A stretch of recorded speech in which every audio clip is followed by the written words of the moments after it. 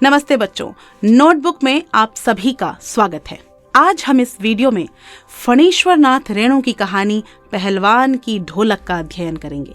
ये कहानी रेणु की प्रतिनिधि कहानियों में शामिल है, जो कथाकार की समस्त विशेषताओं को एक साथ अभिव्यक्त करती है। यह कहानी व्यवस्था के बदलने के साथ साथ लोक कला और उसके कलाकार के अप्रासंगिक हो जाने की कहानी है। यह एक तरह से भारत पर इंडिया के छा जाने की कहानी है। बच्चों, पाठ में प्रवेश करने से पहले हम लेखक फणीश्वर नाथ रेणु के विषय में संक्षिप्त जानकारी प्राप्त करेंगे। लेखक फणीश्वर नाथ रेणु का जन्म 4 मार्च सन 1921 को बिहार के पूर्णिया जिले के औराही हिंगना में हुआ। एक प्रतिष्ठित कथाकार होने के बावजूद भी लेखक को आंचलिक उपन्यास होने के लिए काफी संघर्ष करना पड़ा। इन्होंने साहित्य के साथ साथ विभिन्न राजनैतिक और सामाजिक आंदोलनों में भी भाग लिया। इससे इनके रचनात्मक साहित्य को नया तेवर मिला। इनकी प्रमुख रचनाओं में मैला आंचल, परती परिकथा, जुलूस, दीर्घ तपा और आदिम रात्रि की महक आदि हैं। उन्हें उनके साहित्यिक अवदान के लिए पद्मश्री से सम्मानित किया गया। इनकी मृत्यु 11 अप्रैल सन 1977 में पटना में हुई। आइए अब आरंभ करते हैं पाठ का विस्तार पूर्ण अध्ययन। जाड़े का समय था और रात अमावस्या की थी। पूरा गांव मलेरिया और हैजे के भय से कांप रहा था। पुरानी झोपड़ियों में जैसे अंधकार और सन्नाटा मिलकर राज कर रहे थे।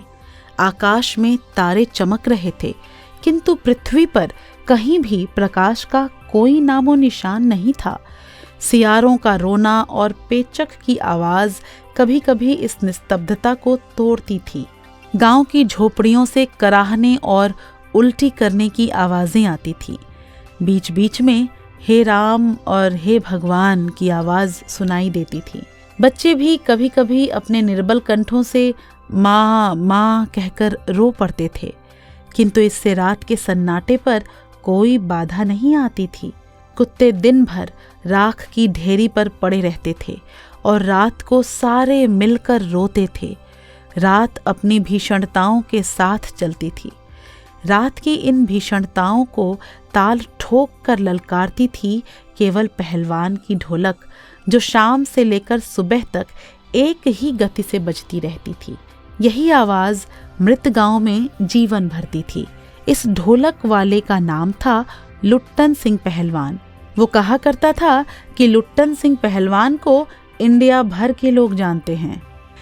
यह कहानी वर्तमान में शुरू होकर फ्लैशबैक में चलती है एवं पुनः वर्तमान में पहलवान की मर्मांतिक मृत्यु से कहानी का अंत होता है।